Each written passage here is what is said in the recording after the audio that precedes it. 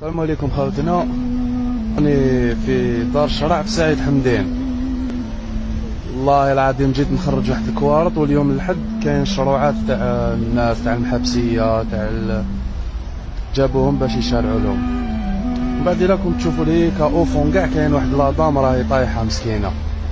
هذيك يمات واحد حكموا عليه 15 سنه حبس وراهي تبكي. راني حاب نهضر مع لي جان واللي خلطوا تاع دعاوي الشر، ربي يعفو عليهم ان شاء الله. ولا قبل ما دير حاجه خمم باللي كاين يماك ولا باباك تخلص عليهم هكذا كيما راهي هاد لادام مسكينه طايحه. خمم باللي نتايا الاك داخل الحبس وترقد وتاكل وتشرب مالقري الحبس يقعد الحبس، صح يماك هي تسوفري برا، يماك راهي تسوفري برا.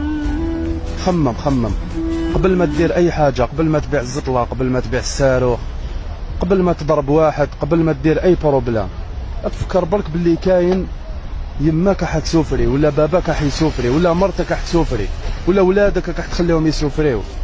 ريحوا عاقلين خاوتنا، والله يعفو على كل واحد ان شاء الله. ما تنساوش روحكم برك، ما تنساوش روحكم. هذا ما كان واش عندي نقول. ربي يهدينا. والله لو كان تشوفوا هاد البكاء والناس يسكتوا فيها ويصبروا فيها وهي لا